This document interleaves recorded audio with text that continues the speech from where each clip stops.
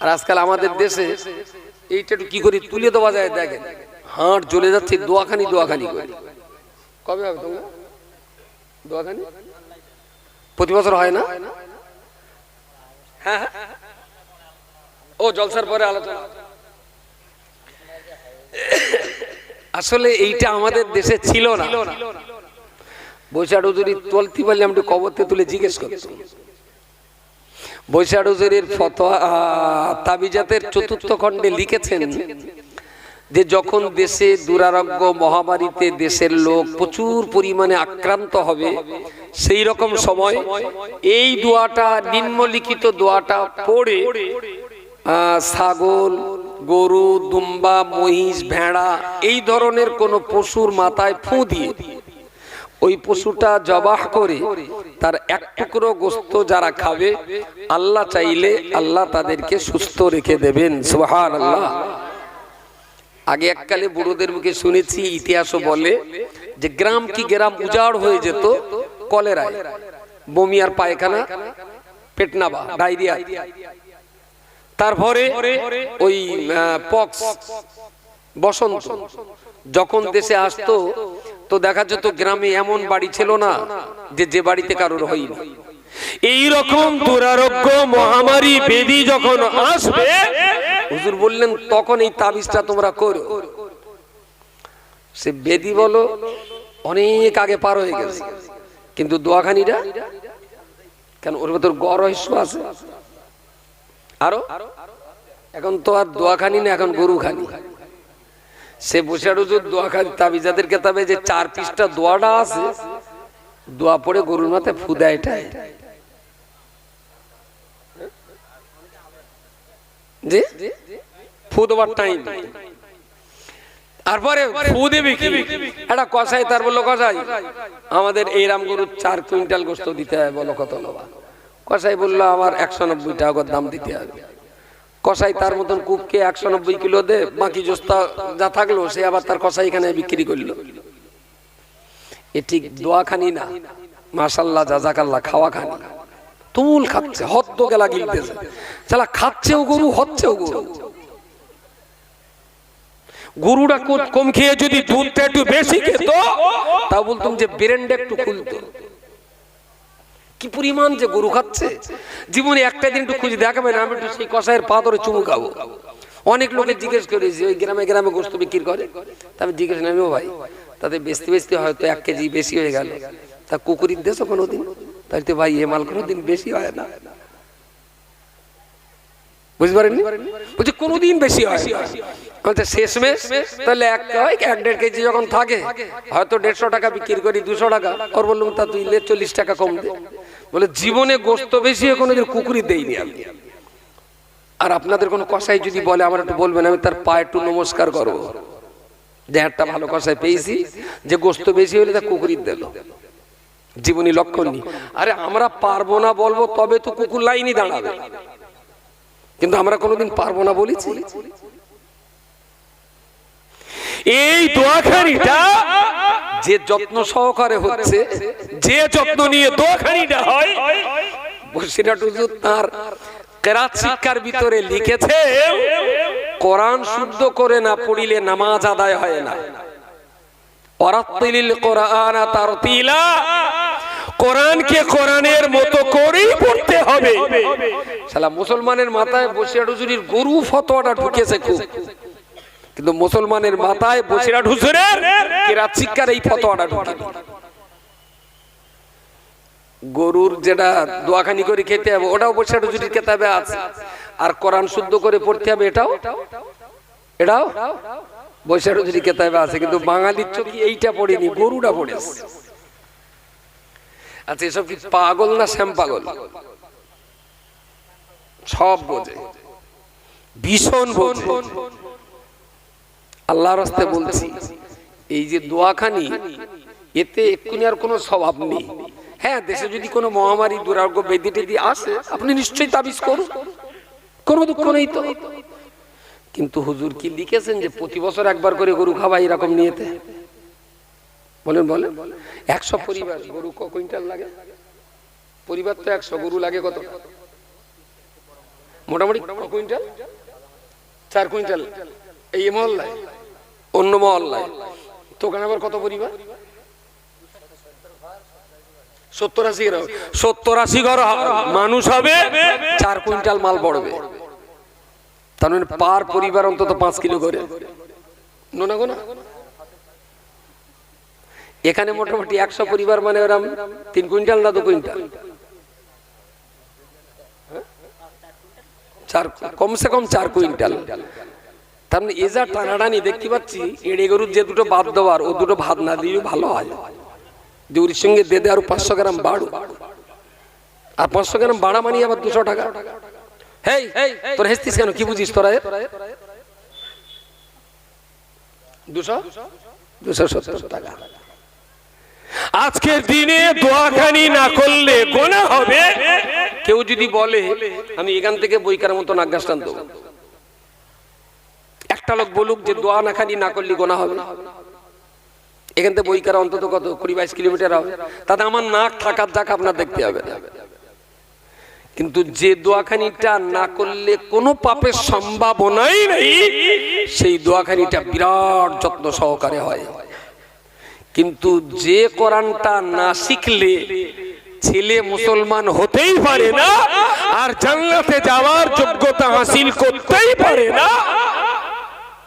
দোয়াখানি যত যত্ন সহকারে হয়, কোরআন তেলাওয়াতের দিকে বাবা মা সেই যত্ন কেলা।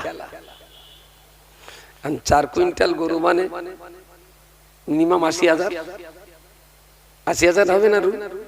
মিনিমাম 80। তাহলে একে দিনে 80,000 টাকার গরু খেয়ে ফেলল। কিসের নাম করে? রোগের নাম। যদি রোগ হয় তার জন্য। আচ্ছা যদি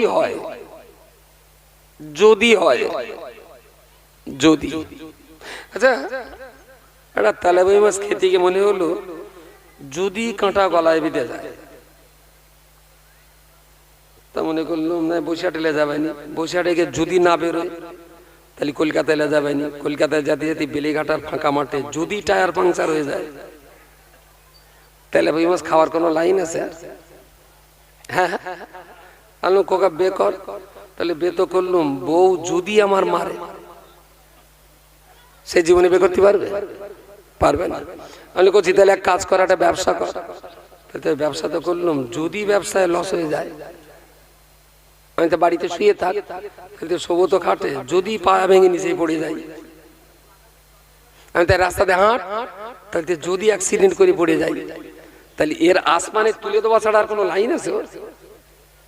যদি কোন কালে রোগ হবে আল্লাহ এখনো দেয়নি, এরা শুধু যদির উপরে বিশ্বাস করে। বছরে 80,000 টাকা শ্রাদ্ধ দিচ্ছে যদির উপরে বিশ্বাস করে। আর আমি বলছি কোরআন না শিখলে আপনার বাচ্চা গ্যারান্টি জাহান্নামে যাবে। কোন বললাম মুন্সি হাজী গাজী মাওলানা মুফতি তাকে আমার সঙ্গে মুখ করতে বলে, ওটা বললেন যদি রোগ হয় তার জন্য আগাম প্রোডাকশন গরু, এড়ে গরু 4টে। আমি বলছি যদি না কোরআন না শেখালে আপনার কোচি গ্যারান্টি জাহান্নামে যাবে। তার জন্য বছরে ক হাজার টাকা বাজেট আছে বলেন? ইতিকাফ করা ছাড়া কোনো আল্লাহর রাস্তে আপনার টাকা দিয়ে আপনি গরু কেন হাতি কিনে খান, আমার কোনো দুঃখ নেই। মুফতি যদি ফতোয়া দেয় হাতির গোশত যায় খেয়েই ফেলেন, গন্ডা ছেড়ে দিয়ে লাভ কি, সেটাও খেয়ে ফেলেন। আপনার বাপের টাকা দিয়ে আপনি খাবেন। কিন্তু আমি শুধু বলছি এইটাই লজ্জা শরম অপমান আমার এইটাই, যে যেটা করলে ইসলামের কোনো কল্যাণ নেই সেগুলো বিরাট যত্নে সযত্নে পালন হচ্ছে। আর যে কাজটা করা একান্তই ফরজে আইন, সে কাজের প্রতি আমাদের কোনো যত্ন নেই, কোনো ভ্রুক্ষেপ নেই। আমি ত্রুটি বিচ্যুতির জন্য ক্ষমা চেয়ে দিচ্ছি।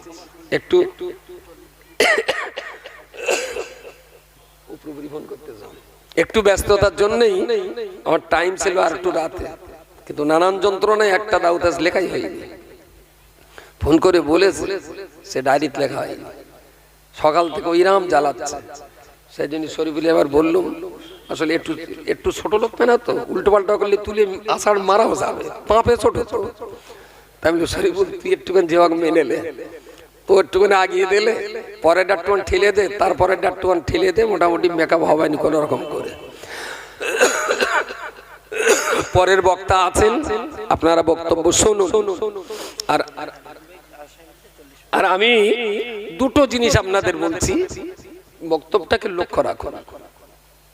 একটু সিস্টেমে বিরাট টাকা লাগে না, শুধু গ্রামের গোড়াকুড়ি ছেলে আমার দেবেন, 20-25টা ছেলে দেবেন, আমি বাচ্চাগুলোর মাথায় ঢুকিয়ে দেবো কিভাবে একটা গ্রাম চালাতে হয়, ওদের মাথায় ঢুকিয়ে দেবো, ওরাই চালিয়ে নেবে। আপনারা যারা বয়স্ক প্রবীণ মানুষ আছেন, ওদের পিছনে শুধু থেকে একটু দেখবেন। তবে 200 পরিবারের 100 পরিবার নিয়ে এই বক্তব্য, মানে মিনিমাম 3টে টিচার জরুরি, একটা টিচার জরুরি না। এবং আমাদের যে সিস্টেম, 3 থেকে 6 বছরের বাচ্চাদের একটা টিম, 7 থেকে 10 বছরের বাচ্চাদের আর একটা স্কুল, গ্রামের মা চাচিদের জন্য আর একটা স্কুল, 11 থেকে 18 বছরের ছেলে মেয়ে, তার মানে 5 থেকে উচ্চ মাধ্যমিক, এদের জন্য আর একটা স্কুল, মাগরিব থেকে এসা বুড়ো মানুষের জন্য একটা স্কুল, এসার পর থেকে রাত 10টা যুবক ছেলেদের জন্য আর একটা স্কুল। আমাদের 6টা স্কুলে 6 রকম বয়সের শিশু থেকে বৃদ্ধ সবারই পড়াশোনার সিস্টেম। এখানে মিনিমাম ইমাম সাহেবকে তো সকাল থেকে রাত 10টা, আমাদের যে সমস্ত মডেলের ইমাম সাহেবরা সকাল থেকে রাত 10টা পর্যন্ত বিভিন্ন ক্ষেত্রে ক্লাস করেন, আমরা কখনো কখনো তাকে 7 থেকে 8,000 টাকা স্যালারি দেই। মসজিদের ইমাম মুয়াজ্জিন মুসল্লিরা মিলে ইমাম সাহেবকে একটা 5-6 হাজার দেয়। আবার ওদিকে সরকারি একটা ছোট্ট অনুদান আছে 3,000 টাকা। তো এইদিকে যদি 8-9 হাজার হয়, আর আমরা আবার মডেলে পড়াবার জন্য যদি 7,000 টাকা দিলাম, তো 15-16 হাজার টাকা যদি একজন ইমামের স্যালারি হয়, আলহামদুলিল্লাহ, তাহলে আলুসানা আর ডাল দিয়ে মোটামুটি মাসটা কি খুব ভালো কাটবে। আমাদের ইমাম যদি রকেট চেপে বেড়ায়, আমাদের তো আনন্দ হওয়ার কথা বলেন। আমাদের ইমাম যদি আরো সুন্দরভাবে চলে, ইমাম তো ইমাম, আমাদেরই তো আনন্দ হবে। কিন্তু সমাজে কিছু কিছু লোক আছে, ইমাম যদি একটু ফাঁট দিয়ে বেড়ায় না, তার আবার কলজে টান পড়ে, করে ইমামতি কেরাম চুলকুনি দেখেছো? আর তাহলে ইমামতি করে মানে কি তোর বাড়ির ফকির হয়ে বাঁচতে চাস? তুই কি ভাবিস যে ইমাম মানে সবসময় তোর কাছে নাও নাও করে যাবে? ইমামের যত সম্মান বাড়বে, আমি বিশ্বাস করি গ্রামের মুসল্লিদের সম্মান তত বৃদ্ধি পাবে। ইমাম সুন্দরভাবে চলুক না। আর যদি মনে করেন না ইমাম সবসময় টানাটানির ভেতরে থাকুক, সেও হতে পারে। আলহামদুলিল্লাহ, আসরের নামাজের নিয়ত করে আল্লাহু আকবার, আলহামদুলিল্লাহি রাব্বিল আলামিন, বাড়িতে দেখে এলুম কচিটার পায়খানা হচ্ছিল, আর রহমানির রহিম মালিকি ইয়াউমিদ্দিন, ডাক্তারখানায় লিগেছ কি না লিগেছে, ইয়াকা না'বুদু ওয়া ইয়াকা নাস্তাইন, কি যে হচ্ছে এতক্ষণ, গায়রিল মাগদুবি আলাইহিম। নামাজও এরকম গোল্লায় ও নামাজে মন দাঁড়াবে কি করে? তার বেতন দিচ্ছেন তো 3,000-4,000, তা আবার 32 মাস বাকি। আর আমি অনেক ইমামের বলেছি, যার এক্ষুনি 6,000-এর নিচে বেতন আই বলি, পৌষ মাসে একদম উজু করবি না, বিনা উজুতেই বা ফরজ পড়ে দিবি, আর তোর নামাজটা তুই পরে গিয়ে আলাদা করে পড়ে দিবি, বাকি ওরা জবাব দেবে। যদি বলে ধরা পড়িস যদি, তাহলে বলবি 3,000 টাকা আবার উজু, 3,000 টাকা যা দিস তুই যথেষ্ট। 3,000 টাকা জ্যৈষ্ঠ মাসের উজু বা পৌষ মাসের উজু না। ধর্ম নেন একটা ইয়ার কি হচ্ছে, কথাই বলি আমরা যে ইমাম মানে নেতা, কিন্তু আচরণটা করি ভিখারির মতো। এটা যেমন অন্যায়, তেমন আমি বলছি এটাও ইমাম সাহেবদের অন্যায়। ইমাম শুধু মসজিদের মেম্বারের হলে হবে না, গ্রামের কেউ যদি হসপিটালাইজড হয়, ইমাম জোহরের নামাজ পড়ে ঘোষণা করে দিলেন, আমাদের গ্রামের রহমতুল্লাহ চাচা হসপিটালে রয়েছেন, আসরের নামাজ আমি থাকবো না, আমি একটু হসপিটালে ওনাকে দেখতে যাব। ইমাম সাহেব কি দেখতে পারে না? কথা বলেন, কথা বলেন। সে তো আমার মুসল্লি, সে তো আমার গ্রামের মানুষ। তাহলে এই গ্রামের হওয়া মরা, উত্থান পতন, হাসি কান্না যাই হোক না কেন, প্রত্যেকটা বিন্দুর সঙ্গে ইমামের রক্তের সম্পর্ক থাকবে। কার শরীর খারাপ সেটা মাথায় নিতে হবে, কার মেয়েটা মাধ্যমিকে ভালো নাম্বার পেয়েছে কোথায় ভর্তি হবে সে চিন্তাটা ইমাম সাহেবকে করতে হবে, একটা রুগী কি করে ব্যাঙ্গালোরে যাবে সে চিন্তাটা ইমাম সাহেবের মাথায় নিতে হবে। শুধু বললাম তো মেম্বার আর মেহরাবের ইমাম হলে হবে না, গোটা মহল্লার প্রত্যেকটা পরিবারের ইমাম হতে হবে। আমি বুক চাপড়ে বলতে পারি ইমাম যেদিন এখানে মরবে ইমামের বাড়ির লোক নিতে আসবে ডেড বডি, আর শঙ্করপুরের লোক রাস্তা অবরোধ করে দাঁড়িয়ে বলবে ইমামটা আমাদের মসজিদের ভাষা তার কবর দিতে হবে। আমার কথা মাথায় যায়নি? দ্যাট ইজ ইমাম। যে গ্রামের মানুষ ইমামের ডেড বডি দেবে না, তোমাদের দরকার হবে একটু নাও একটু যাও গ্রাম ঘুরিয়ে আনো, কিন্তু যে লোকটা সারা জীবন আমাদের রক্তের সঙ্গে মিশে গেছে সেই লোকটার জিয়ারত করতে বারবার তোমাদের বাড়ি যাওয়া যাবে না। আমাদের মসজিদের পাশেই ইমাম সাহেব হুজুরের মাজার হবে, আমরা 5 ওয়াক্ত নামাজ পড়ে যেন হুজুরের মাজার জিয়ারত করতে পারি। দ্যাট ইজ ইমাম। ইমামকে যেমন গ্রামের জন্য কোরবান হয়ে দিতে হবে তেমন গ্রামের মানুষকে ইমামের জন্য কোরবানি দিতে হবে। চলো না, জামাইকে তো 2 লাখ টাকার বাইক দিয়েছি, আমাদের গ্রামের ইমামটা সাইকেল চেপে বাড়ায়, আমার খুব মান সম্মানে লাগে। আমি অন্তত 40,000 টাকা দিয়ে ইমামের একটা মোটরসাইকেল কিনে দেই। কোন মুসল্লি জীবনে স্বপ্ন দেখেছে যে ইমাম সাহেবের একটা মোটরসাইকেল দেবে? কথা বলেন না কেন? বলবেন টাকা কি আমার গায়ে কামড়াচ্ছে? ইমামের দিতে দেবো কেন? দ্বিতীয় আমার জামাই দেবো, দ্বিতীয় আমার একটা ধর্ম বউরের তারিফ দেবো, ইমামের কি চুলকনি দিতে যাবো? আমি বলছি না, সে তো আপনার ইমাম, ভালোবেসে তো জামাইকে অনেক দামি দামি জিনিস দিয়েছে। ইচ্ছা হয় না যে ঈদের দিনে আমি ইমাম সাহেব আমার না খুব ভালো লেগেছে, আপনি যখন ওদিকে যাবেন অমুক দোকানে একটা জামার বায়না দিয়ে আসবেন, আমি আপনার একটা জামা দেবো। এর জন্য তো ফাটাফাটির দরকার নেই। আমি ইমামকে ভালোবাসি। আমার বাচ্চা করার যেমন জুতো জামা দিয়েছি, ইমাম সাহেব শুনলাম তোমার 2টো বাচ্চা আছে, তাহলে হ্যাঁ এরকম 2টো বাচ্চা আছে, ঠিক আছে এবারে ঈদে তোমার বাচ্চা 2টো জামা কাপড় আমি দেবো। আমার তো 3টে বাচ্চা, ধরিয়ে নিলাম 3 আর 2 5টা বাচ্চা, যাও। তবে আমাকে যেমন তার জন্য কোরবানি দিতে হবে, তাকেও তবে গ্রামের জন্য নিজেকে কোরবানি দিতে হবে। দেখবেন মুসল্লির আর ইমাম মিলেমিশে একাত্তা হয়ে যাবে, কেউ কাউকে ছাড়া বাঁচতে পারবে না। আমি আর একদিন আসবো, এখান থেকে গোটা 20 ছেলে আমার পাঠান গ্রাম। যদি বলেন ভালো ছেলে নি, ওই চুল্লু খট্ট তাই পাঠান, তেরঙ্গা খায়, চুল্লু খায়, একটু পাতা টাতা খায়, খাক গেছা ওই রকম ছেলে আমারে দেন গোটা 20, দেখি আমি গ্রাম সাইজ করতে পারি কিনা। 2008 সাল থেকে আর 23 সাল পর্যন্ত আমি একেবারে ঘোড়ার ঘাস কাটিনি। আমার জীবনের এক গুরুত্বপূর্ণ সময় আমি চাইল্ড এডুকেশন, কমিউনিটি ডেভেলপমেন্ট এবং স্টুডেন্ট এম্পাওয়ারমেন্টের জন্য আমার জীবনের এক গুরুত্বপূর্ণ টাইম আমি শেষ করেছি। এর উপরে প্রচুর পড়াশোনা করতে হয়েছে, এর জন্য অনেক বড় বড় সমাজবিজ্ঞানীদের ট্রেনিং নিতে হয়েছে।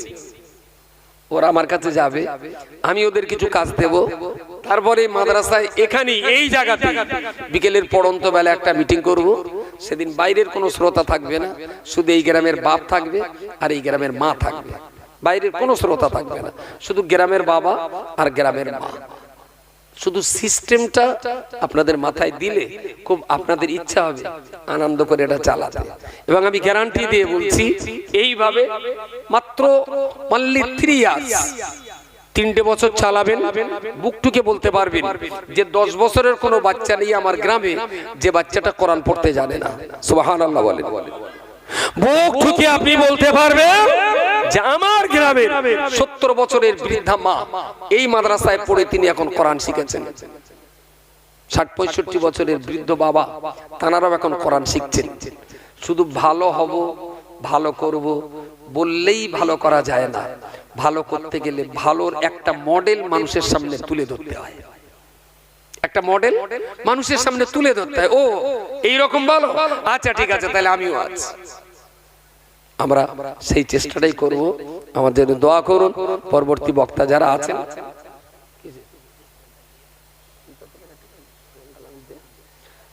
আমি একটু বিদায় নিচ্ছি।